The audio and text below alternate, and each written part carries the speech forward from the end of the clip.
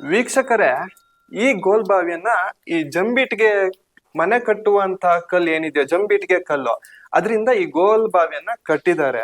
ಎಷ್ಟು ಚೆನ್ನಾಗಿ ಕಟ್ಟಿದ್ದಾರೆ ಅಂತಂದ್ರೆ ಈ ಬಾವಿಯ ಸುತ್ತಾವರಿ ಪ್ರದಕ್ಷಿಣಾ ಪಥ ಇದೆ. ಈ ಪ್ರದಕ್ಷಿಣಾ ಪಥ ಹೇಗಿದೆ ಅಂತಂದ್ರೆ ಸೈಡಿಗೆಲ್ಲ ನೀವು ನೋಡ್ಬೋದು ದೀಪ ಇಡ್ಲಿಕ್ಕೆ ಜಾಗ, ಮತ್ತೆ ಬೇರೆ ಏನಾದ್ರು ವಸ್ತು ಇಟ್ಕೊಳ್ಳಿಕ್ ಜಾಗ, ಮತ್ತೆ ಬಂದವರಿಗೆ ಕುತ್ಕೊಳ್ಳಿಕ್ ಜಾಗ ಸುತ್ತನೂ ಕಟ್ಟಿದ್ದಾರೆ.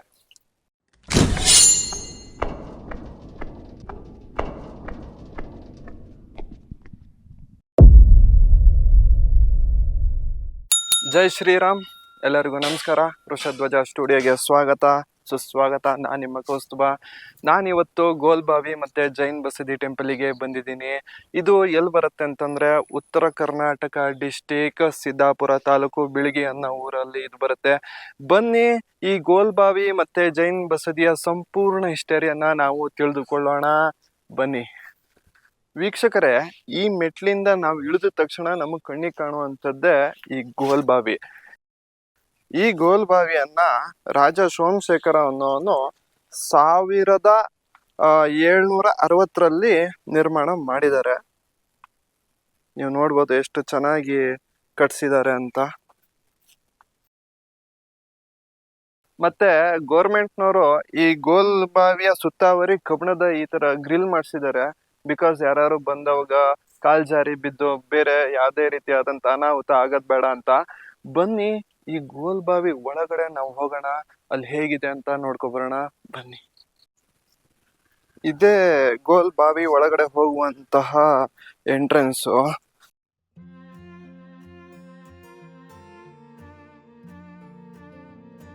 ನೀವೇನಾದ್ರೂ ಈ ಗೋಲ್ಬಾವಿಗೆ ಬರ್ತೀರಾ ಅಂತಂದ್ರೆ ದಯವಿಟ್ಟು ಮಳೆಗಾಲದಲ್ಲಿ ನೀವು ಬರಕ್ ಹೋಗ್ಬೇಡಿ.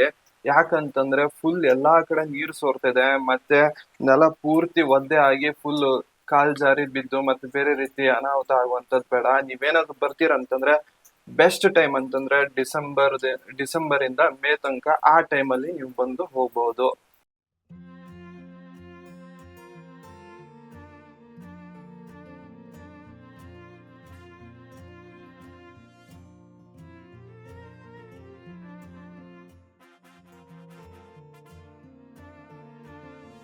ವೀಕ್ಷಕರೇ, ಇದೇ ಗೋಲ್ಬಾವಿ.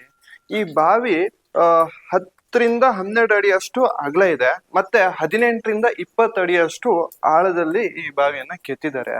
ಮತ್ತೆ ಈ ಗೋಲ್ಬಾವಿಯಲ್ಲಿ 3 ಸುರಂಗ ಇದೆ. ಆ 3 ಸುರಂಗ ಏನಿದೆಯೋ ಅದು ಇಲ್ಲಿ ಯುದ್ಧ ಆದವಾಗ ರಾಜನಿಗೆ ಒಂದು ಕಡೆಯಿಂದ ಒಂದು ಕಡೆ ಹೋಗಿ ತಪ್ಸ್ಕೊಳ್ಲಿಕ್ಕೆ, ಮತ್ತೆ ಎರಡನೇದಾಗಿ ಶತ್ರು ಸೈನಿಕರನ್ನ ಸಂಹಾರ ಮಾಡ್ಲಿಕ್ಕೋಸ್ಕರನು ಈ ಸುರಂಗವನ್ನ ಕೆತ್ತಿದ್ದಾರೆ. ಆದ್ರೆ ಈಗಿನ ರಾಜ್ಯ ಸರ್ಕಾರ ಏನಿದೆಯೋ ಅದನ್ನ ಈ ಸುರಂಗವನ್ನ ಕ್ಲೋಸ್ ಮಾಡಿದ್ದಾರೆ. ಬನ್ನಿ ಆ ಸುರಂಗವನ್ನ ನೋಡ್ಕೊಬರೋಣ. ನೋಡಿ, ಇದೊಂದು ಸುರಂಗ ಮಾರ್ಗ. ಇದನ್ನ ರಾಜ್ಯ ಸರ್ಕಾರ ಇದ್ದವರು ಕ್ಲೋಸ್ ಮಾಡಿದ್ದಾರೆ.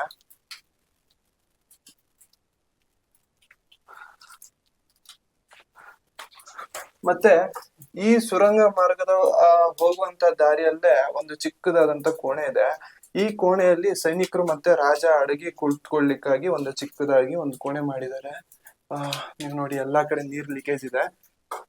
ಬನ್ನಿ, ಇನ್ನು 3 ಸುರಂಗ ಇದೆ, ನೋಡೋಣ. ನೋಡಿ, ಇದು ಒಂದು ಸುರಂಗ ಮಾರ್ಗ. ಇದನ್ನ ಗೌರ್ಮೆಂಟ್ ಅವರು ಆಲ್ರೆಡಿ ಕ್ಲೋಸ್ ಮಾಡಿದ್ದಾರೆ. ಇಲ್ಲಿಯ ಸ್ಥಳೀಯರು ಹೇಳುವ ಪ್ರಕಾರ ಒಟ್ಟು 3 ಸುರಂಗದಲ್ಲಿ ಒಂದು ಸುರಂಗ ಮಾರ್ಗ ಇಲ್ಲೇ ಹತ್ರದಲ್ಲಿ ಇರುವಂತಹ ಜೈನ್ ಬಸದಿ ಟೆಂಪಲ್ಗೆ ಹೋಗುವಂತದ್ದಂತೆ. ಮತ್ತೆ ಇನ್ನೆರಡು ಬೇರೆ ಬೇರೆ ಕಡೆ ಹೋಗುವಂತದ್ದು, ಮತ್ತೆ ಸೈನಿಕರಿಂದ ತಪ್ಪಿಸ್ಕೊಳ್ಳಿಕ್ಕಾಗಿ ಇಲ್ಲಿನ ರಾಜ ಕೆತ್ತಿಸಿದ್ದಾರೆ ಅಂತ ಇದೆ.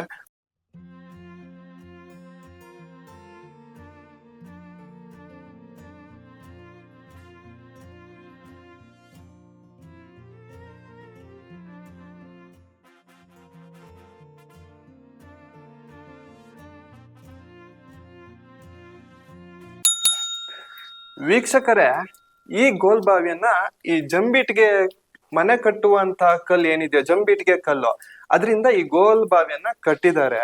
ಎಷ್ಟು ಚೆನ್ನಾಗಿ ಕಟ್ಟಿದ್ದಾರೆ ಅಂತಂದ್ರೆ ಈ ಬಾವಿಯ ಸುತ್ತಾವರಿ ಪ್ರದಕ್ಷಿಣಾ ಪಥ ಇದೆ.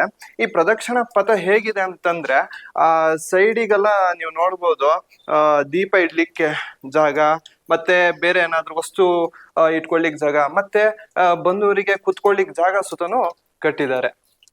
ವೀಕ್ಷಕರೇ, ಈ ಗೋಲ್ಬಾವಿ ನಿರ್ಮಾಣ ಎಷ್ಟು ಚೆನ್ನಾಗಿದೆ ಅಂತಂದ್ರೆ, ನೀವೇನಾದ್ರೂ ಮದ್ವೆಗೆ ಫೋಟೋ ಶೂಟ್, ವಿಡಿಯೋ ಶೂಟ್ ಏನಾದ್ರು ಮಾಡಿಸ್ತೀರಾ, ಖಂಡಿತವಾಗ್ಲೂ ಬಂದು ಮಾಡ್ಕೊಂಡು ಹೋಗಿ. ತುಂಬಾ ಚೆನ್ನಾಗಿದೆ.